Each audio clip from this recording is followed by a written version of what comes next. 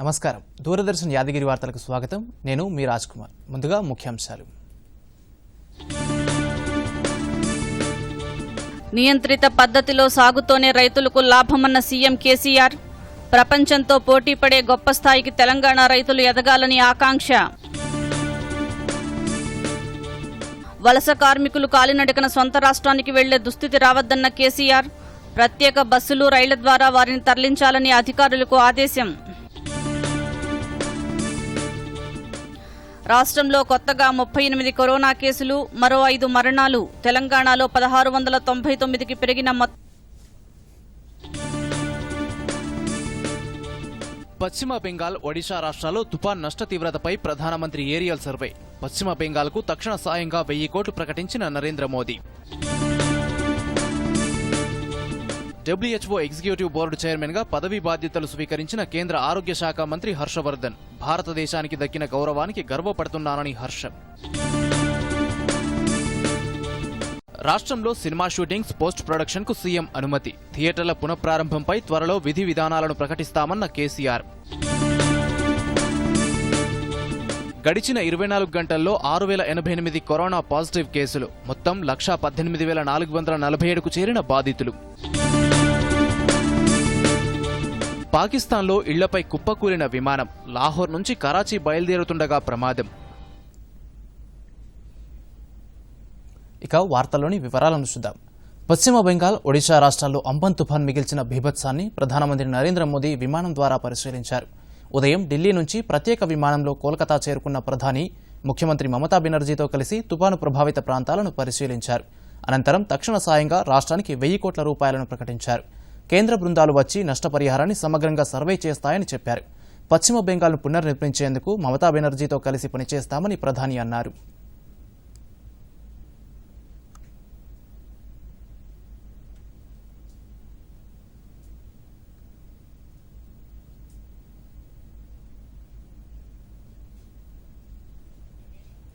అనంతరం ప్రధానమంత్రి ఒడిశా వెళ్లారు. ఒడిశాలో కూడా తుఫాన్ అనంతర పరిస్థితిపై ఏరియల్ సర్వే నిర్వహించారు.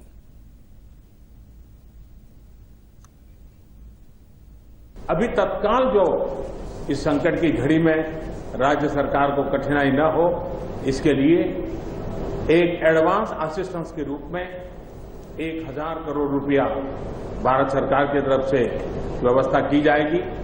साथ साथ जिन परिवारों ने अपने स्वजन खोए हैं, उन परिवारों को प्रधानमंत्री राहत कोष से 2 लाख रुपया और जिन लोगों को इंजरी हुई है उनको 50,000 रुपये तक की सहायता देने का भी हम प्रधानमंत्री राहत कोष से करेंगे।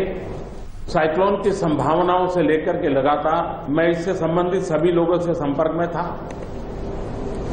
भारत सरकार भी सतत राज्य सरकार के संपर्क में थी। साइक्लोन का नुकसान कम से कम हो, इसके लिए जो भी आवश्यक कदम उठाने चाहिए उसके लिए राज्य सरकार और केंद्र सरकार ने मिलकर के भरसक प्रयास किया। लेकिन उसके बावजूद भी करीब करीब 80 लोगों के जीवन हम नहीं बचा पाए। इसका हम सबको दुख है। जिन परिवारों ने अपना स्वजन खोया है उनके प्रति केंद्र सरकार, राज्य सरकार और हम सबकी संवेदनाएं हैं और इस संकट की घड़ी में हम उनके साथ हैं। కేంద్ర ఆరోగ్య శాఖ మంత్రి డాక్టర్ హర్షవర్ధన్ ప్రపంచ ఆరోగ్య సంస్థ ఎగ్జిక్యూటివ్ బోర్డు చైర్మన్గా బాధ్యతలు చేపట్టారు. 34 మంది సభ్యులు కలిగిన WHO ఎగ్జిక్యూటివ్ బోర్డు చీఫ్గా డాక్టర్ హర్షవర్ధన్ నూతన బాధ్యతలు స్వీకరించారు. కరోనా మహమ్మారితో ప్రపంచం సంక్షోభం ఎదుర్కొంటున్న సమయంలో తాను నూతన బాధ్యతలు చేపడుతున్నానని తెలిపారు. భారతదేశానికి దక్కిన ఈ అవకాశానికి తానెంతో గర్వపడుతున్నానని చెప్పారు.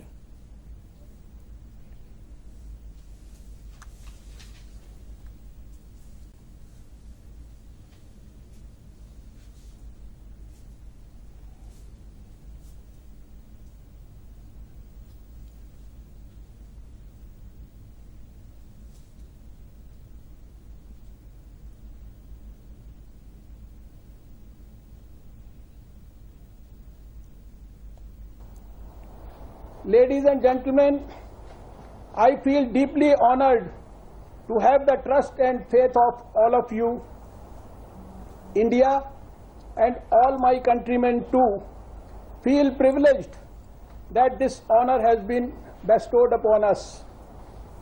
I have had a long personal association with WHO.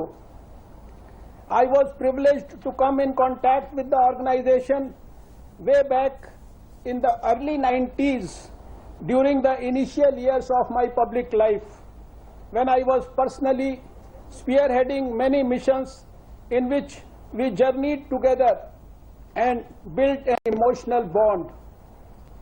I have nostalgic memories of the WHO team with whom I worked very closely during my mission to eradicate poliomyelitis from India. I had the privilege to be appointed to prestigious committees of the WHO like SAGE and the Global Technical Consultative Group on Polio Eradication. I even served as an advisor to the organization, and I confess that if it had not been for the support and morale boosting by friends in WHO, I would not have delivered and achieved what I did. If today polio stands eradicated from India, I must admit it could never have been possible without the perseverance of WHO.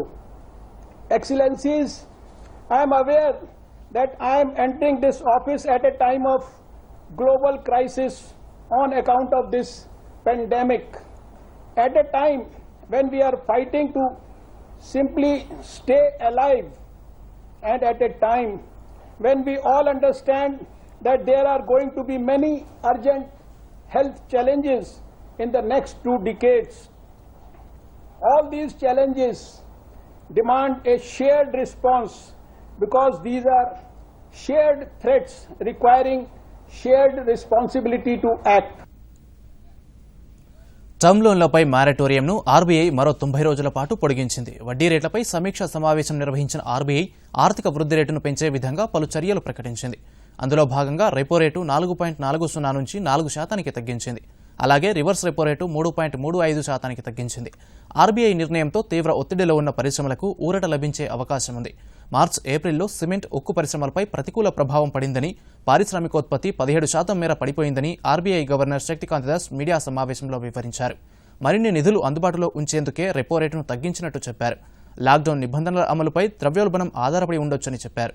ఆర్థిక వ్యవస్థకు చాలా తీవ్రమైన సవాళ్లు పొంచి ఉన్నాయని వ్యాఖ్యానించారు.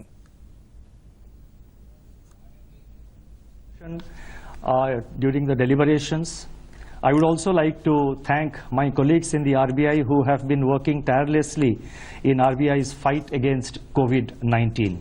My gratitude goes out to our teams for their intellectual support, analytical work and the logistical arrangements.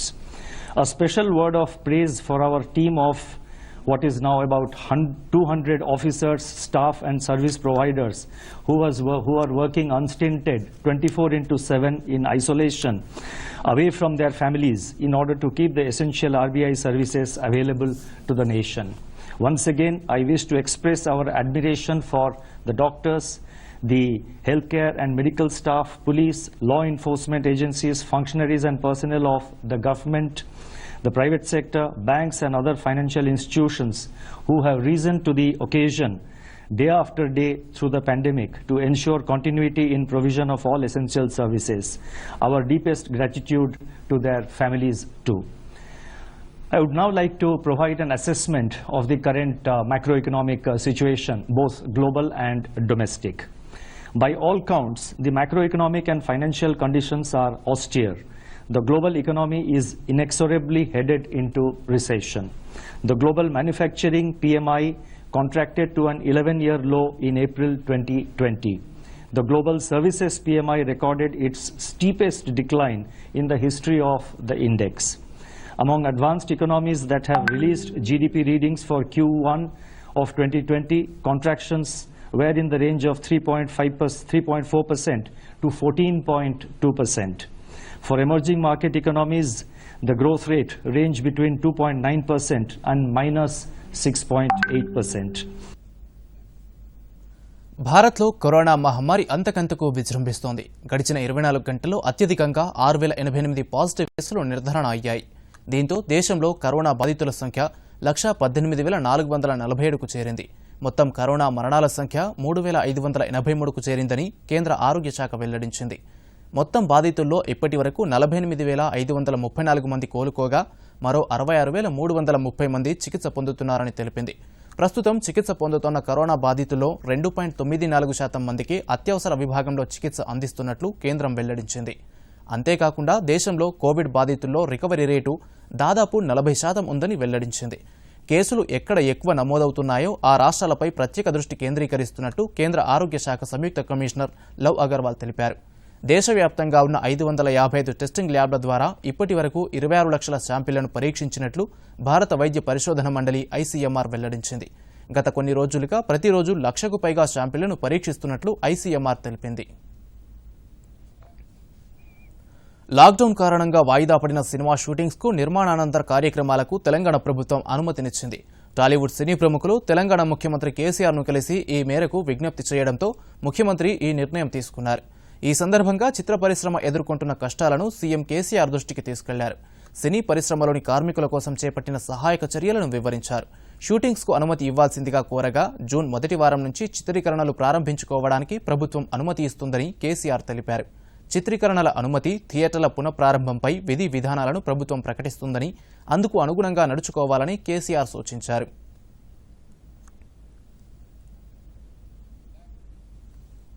GHMC పరిధిలో 45 బస్తీ దవాఖానాలను మంత్రులు, ఎమ్మెల్యేలు ప్రారంభించారు.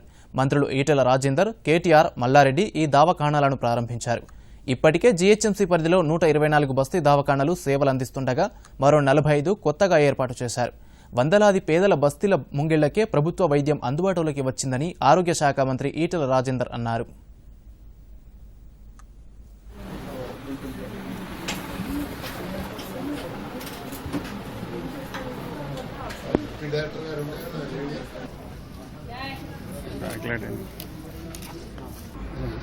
హైదరాబాద్లో వందలాది పేద బస్తీలు, అర్బన్ పిఎస్సీలు ఉన్నప్పటికీ కూడా వైద్యం ఉచితంగా, నాణ్యంగా అందించడం సంకల్పంలో భాగంగా తెలంగాణ రాష్ట్రం ఏర్పడిన తర్వాత బస్తీ దవాఖానాలకు శ్రీకారం చుట్టింది. ఈ జీహెచ్ఎంసీ పరిధిలో 122 బస్తీ దవాఖానాలు ఇప్పటికే పనిచేస్తున్నాయి. ఈరోజు ఒకే రోజు 44 బస్తీ దవాఖానాలు ఈరోజు ప్రారంభించుకోవడం జరిగింది. రంగారెడ్డి జిల్లాలో ఆ జిల్లా మంత్రి గారు, మేడ్చల్ జిల్లాలో ఆ జిల్లా మంత్రి గారు, హైదరాబాద్లో ఇక్కడ ఈ జిల్లా మంత్రులు, నేను ఈరోజు ఉప్పల్ నియోజకవర్గంలో ఒక 3, అదేవిధంగా మా ఆరోగ్య శాఖ మాజీ మంత్రివర్యుడు వారి నియోజకవర్గంలో ఇక్కడ 2 సెంటర్లు ఓపెన్ చేసుకోవడం జరిగింది. రాబోయే కాలంలో ఇంకొక 30-31 తారీఖు కల్లా ఇంకొక 30 బస్తీ దవాఖానాలు అందుబాటులోకి వచ్చే ఆస్కారం ఉంది. ఎక్కడ కూడా పేదలు ప్రైవేటు వైద్యం మీద డిపెండ్ కాకుండా మంచి నమ్మకంతో, విశ్వాసంతో వైద్యాన్ని అందించే సంకల్పంలో భాగంగా ఓపెన్ చేస్తాము. ఇక్కడ అన్ని రకాల ఫెసిలిటీస్తో పాటుగా టెస్టులు కూడా, ఇక్కడ ఈ బస్తీ దవాఖానాలో టెస్టుల కోసం ఇక్కడ ఎక్విప్మెంట్ లేనప్పటికీ కూడా ఇక్కడ శాంపిల్స్ కలెక్ట్ చేసుకుని ఐపీఎంకు అనుసంధానం చేస్తాం. కాబట్టి ప్రజలకి ₹1 ఖర్చు లేకుండా తాత్కాలికంగా అందే వైద్యం కానీ, ల్యాబ్ రిపోర్ట్స్ కానీ, ల్యాబ్ టెస్టులు కానీ, ల్యాబ్ రిపోర్ట్స్ వచ్చిన తర్వాత ఏదైనా పెద్ద దవాఖానాలకు పంపించేటువంటి అవసరం ఉంటే ఇక్కడి నుంచి రెఫరెన్స్ సెంటర్ కూడా పనిచేస్తాయి. కాబట్టి ప్రజలకి ఈ దవాఖానాలని మంచిగా వాడుకొని దీన్ని మరింత ప్రోత్సాహం అందించాలని కోరుతాను. తెలంగాణలో కరోనా వైరస్ కారణంగా వాయిదా పడిన 10వ తరగతి పరీక్షలు జూన్ 8 నుంచి నిర్వహించనున్నారు. ఈ మేరకు విద్యాశాఖ టైం టేబుల్ను విడుదల చేసింది. ఉదయం 9:30 నుంచి మధ్యాహ్నం 12:15 వరకు పరీక్షలు జరగనున్నాయి. జూన్ 29వ తేదీ సాంఘిక శాస్త్రంతో పరీక్షలు ముగియనున్నాయి. కరోనా వ్యాప్తి నేపథ్యంలో అన్ని పరీక్షా కేంద్రాల ముందు జాగ్రత్త చర్యలు తీసుకుంటున్నట్టు విద్యాశాఖ మంత్రి సబితా ఇంద్రారెడ్డి తెలిపారు. ఆంధ్రప్రదేశ్ తాగునీటి అవసరాల కోసం నాగార్జునసాగర్ కుడి కాలువ నుంచి 2 టీఎంసీల నీటిని విడుదల చేసేందుకు కృష్ణానది యాజమాన్య బోర్డు అంగీకరించింది. హైదరాబాద్ జలసోదలో జరిగిన త్రిసభ్య కమిటీ సమావేశంలో బోర్డు నిర్ణయం తీసుకుంది. మే నెల వరకు గతంలో చేసిన కేటాయింపులు పూర్తవడంతో తాగునీటి అవసరాల కోసం 2 టీఎంసీల నీరు ఇవ్వాల్సిందిగా ఏపీ ప్రభుత్వం బోర్డును కోరింది. దీంతో ఇవాళ బోర్డు సభ్య కార్యదర్శి పరమేశం, తెలంగాణ, ఆంధ్రప్రదేశ్ ఇంజనీరింగ్ చీఫ్లు మురళీధర్, నారాయణరెడ్డిలతో కూడిన త్రిసభ్య కమిటీ సమావేశమైంది. కోవిడ్ నియంత్రణ కొరకు దేశం యావత్తు లాక్డౌన్ పాటిస్తుండడం వల్ల పరిశ్రమలన్నీ మూతపడ్డాయి. దీంతో యాదాద్రి భువనగిరి జిల్లా భువనగిరి పారిశ్రామిక వాడలోని ఇషాయా గార్మెంట్స్ అండ్ ఎక్స్పోర్ట్స్ వారు తయారు చేసిన టీ-షర్ట్స్ వంటి ఉత్పత్తులన్నీ ఎగుమతి కాకుండా నిలిచిపోయాయి. కార్మికులు రోడ్డున పడ్డారు. కేంద్ర ప్రభుత్వం ఆర్థిక ప్యాకేజీ ప్రకటించడంతో కార్మికులను ఆదుకునేందుకు ప్రభుత్వ మార్గదర్శకాల ప్రకారం మాస్కులను తయారు చేయిస్తూ వారికి ఉపాధి కోల్పోకుండా తమ వంతు సహాయంగా వేతనాలు చెల్లిస్తున్నారు. అలాగే పీపీఈ కిట్లను కూడా ఈ పరిశ్రమలో తయారు చేస్తున్నారు. मेरा नाम बसवराज है। इशाया गारमेंट जीएम अपना पहले एक्सपोर्ट यूनिट था। ये लॉकडाउन की वजह से जो है बंद होने की वजह से 2 महीने में हम लोग अभी मास्क और पीपी किट्स बना रहे हैं एज पर गवर्नमेंट का जो गाइडलाइंस है तो इस हिसाब से वर्कर्स को पूरा काम देने का। और पहले यार जो चल रहा था इस टाइम में सब वर्कर्स को भी मुश्किल में है। सब लोगों का फैमिली सफ़र नहीं होना करके जो था अभी 100 मेंबर्स है तो उन लोगों में 2-3 बैच बना के उन लोगों को रोटेशन में काम दे रहे हैं। और एम्प्लॉयज़ को, फैक्ट्रीज़ को और वर्कर्स को भी कुछ प्रॉब्लम नहीं आना। जो पहले चल रहा था वैसे कुछ न कुछ उन लोगों का घर चलने का जैसा तो अभी इस टाइम में उन लोगों को पेमेंट आना, क्योंकि ऑलमोस्ट पूरा जो है शटल डाउन है, पूरा फैक्ट्रीज बंद है। इस टाइम में अपना फ़र्ज़ बनता है कि सब लोगों को एम्प्लॉयमेंट देना, उन लोगों का घर के बारे में भी सोचना। मेरे कंपनी में अभी तक 2 महीने से कुछ काम नहीं था। लॉकडाउन के वजह से बहुत दिक्कत हुए थे घर में। अब हमारे कंपनी के जो सर थे सब लोग सोच रहे पीपी किट्स बना रहे, मास्क बना रहे। हमारे लिए उन लोग बहुत तरह से तकलीफें लेके लॉकडाउन से पहले ही हम लोग को 20 जनों को काम को चालू करवा दिए।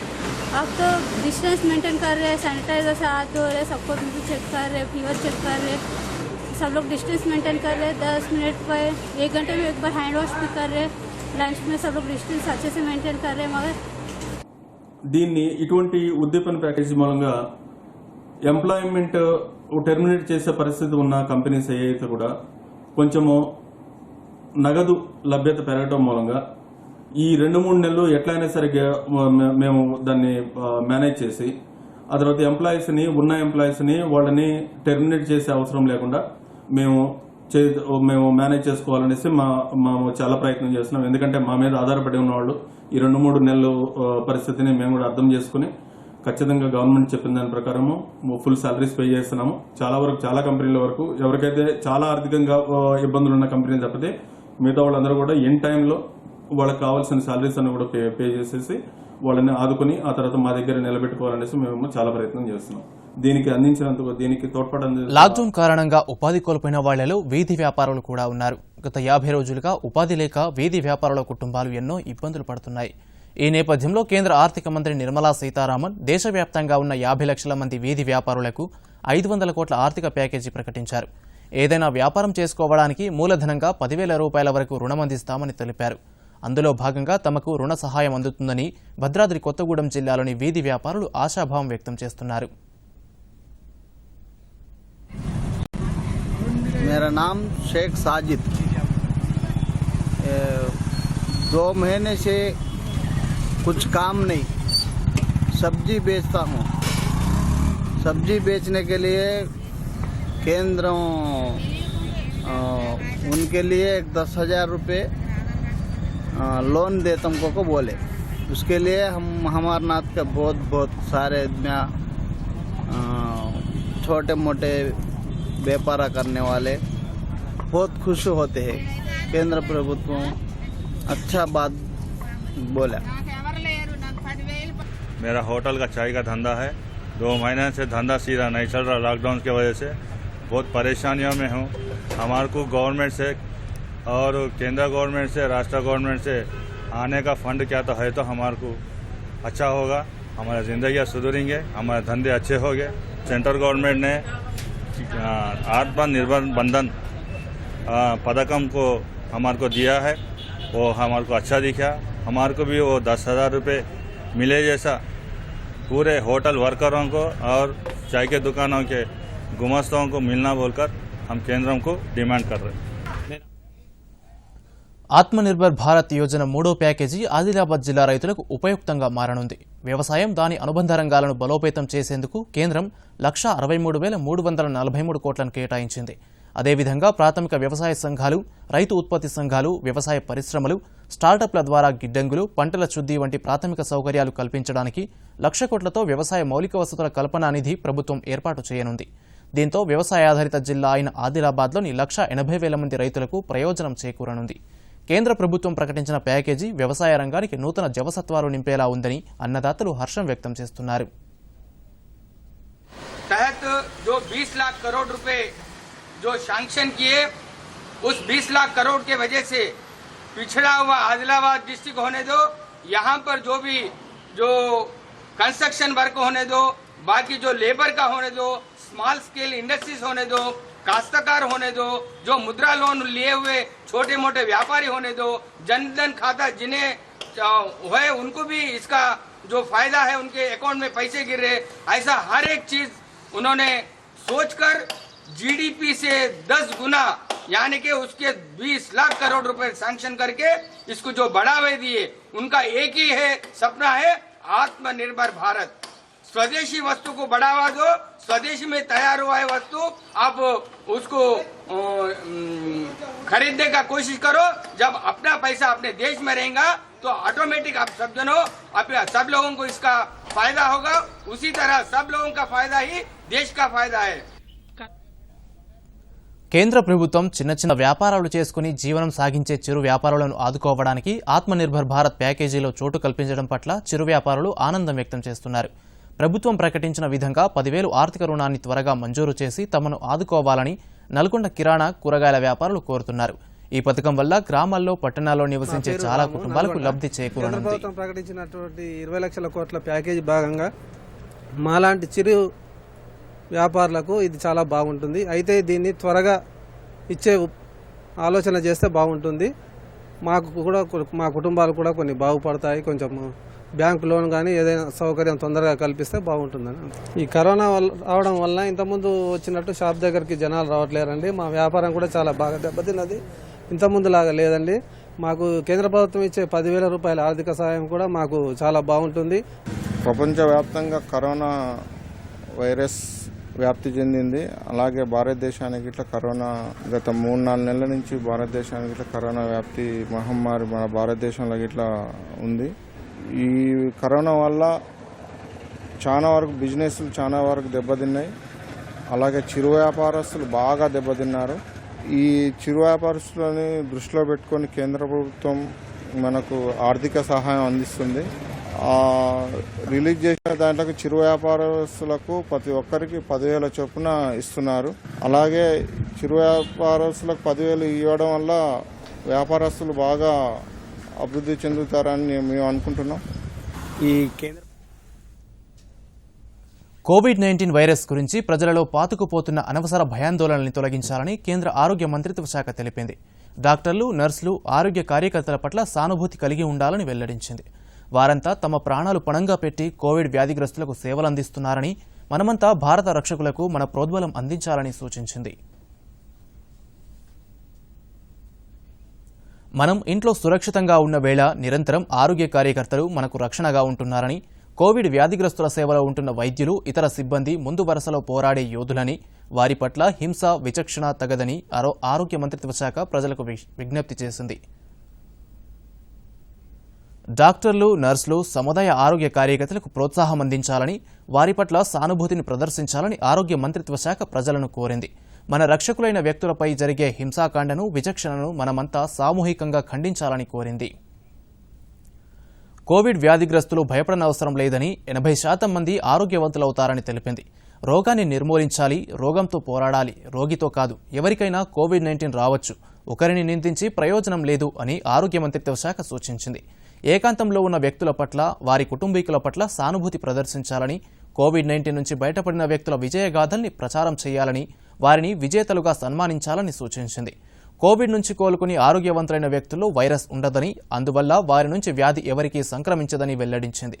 సామాజిక మానసిక సహాయ సహకారాల కోసం హెల్ప్లైన్ 08046110007కు ఫోన్ చేయాలని కేంద్ర ఆరోగ్య మంత్రిత్వ శాఖ కోరింది. కరోనా శబ్దానికి ప్రధానమంత్రి అందించిన కోయి రోడ్ పర్ నా నిక్లే అనే భావాన్ని అనుసరించాలని ఆరోగ్య మంత్రిత్వ శాఖ ప్రజలకు సూచించింది. ప్రభుత్వ రంగ బ్యాంకుల చీఫ్ ఎగ్జిక్యూటివ్ అధికారులతో వీడియో కాన్ఫరెన్స్ ద్వారా కేంద్ర ఆర్థిక మంత్రి నిర్మలా సీతారామన్ నేడు సమావేశం నిర్వహించారు. ఆర్థిక వ్యవస్థను గాడిలో పెట్టేందుకు కేంద్ర ప్రభుత్వం ఇటీవల ప్రకటించిన 20 లక్షల కోట్ల ప్యాకేజీలో భాగంగా అమలు కానున్న పలు పథకాలపై ప్రధానంగా చర్చించారు.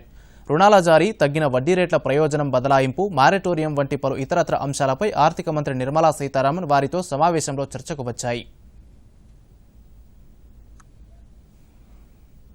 దేశవ్యాప్తంగా ఉన్న 1.7 లక్షల కామన్ సర్వీస్ సెంటర్లలో నేటి నుంచి రైలు టికెట్ల బుకింగ్ ప్రారంభమవుతుందని రైల్వే శాఖ మంత్రి పీయూష్ గోయల్ ప్రకటించారు. ఇందులో భాగంగా కంప్యూటర్లు, ఇంటర్నెట్ సరిగ్గా అందుబాటులో లేని మారుమూల ప్రాంతాల్లోనూ కామన్ సర్వీస్ సెంటర్లు ప్రజలకు అందుబాటులోకి రానున్నాయన్నారు. ప్రత్యేకంగా గుర్తించిన మరికొన్ని రైల్వే స్టేషన్లలోనూ 2-3 రోజుల్లో టికెట్ బుకింగ్ కౌంటర్లు ప్రారంభం కానున్నాయని తెలిపారు. కరోనా వ్యాప్తి నేపథ్యంలో కౌంటర్ల వద్ద జనం గుమిగూడరాదన్నదే తమ లక్ష్యమని, ఇందుకు అవసరమైన మరిన్ని చర్యలు తీసుకుంటామని మంత్రి చెప్పారు. త్వరలోనే మరిన్ని రైళ్లను కూడా ప్రారంభించనున్నట్లు వెల్లడించారు. ఈ నెల 1వ తేదీ నుంచి ఇప్పటి వరకు 2050 శ్రామిక్ రైళ్ల ద్వారా 30 లక్షల మంది వలస కార్మికులను స్వస్థలాలకు తరలించినట్లు తెలిపారు. రైల్వే శాఖ ఇప్పటిదాకా 2125 స్టేషన్లలో ఉన్న 5000 బోగీలను కోవిడ్-19 కేర్ సెంటర్లుగా మార్చిందని వివరించారు.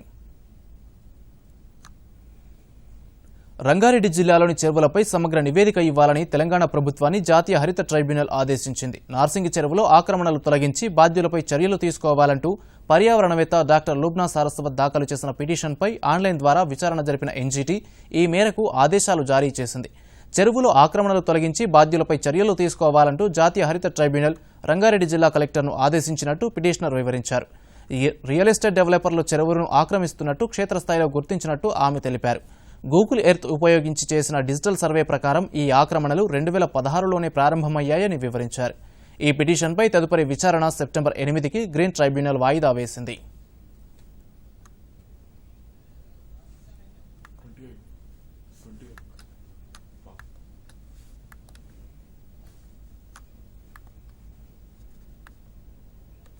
పాకిస్తాన్లో ఘోర విమాన ప్రమాదం జరిగింది. కరాచీలోని జిన్నా అంతర్జాతీయ విమానాశ్రయం సమీపంలో పాకిస్తాన్ ఎయిర్లైన్స్కు చెందిన విమానం కుప్పకూలిపోయింది.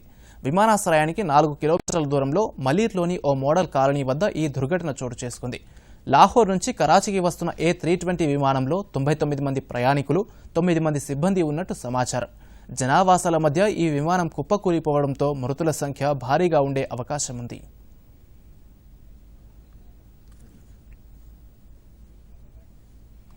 వార్తలు ముగించే ముందు ముఖ్యాంశాలు మరోసారి. పశ్చిమ బెంగాల్, ఒడిశా రాష్ట్రాల్లో తుఫాన్ నష్ట తీవ్రతపై ప్రధానమంత్రి ఏరియల్ సర్వే.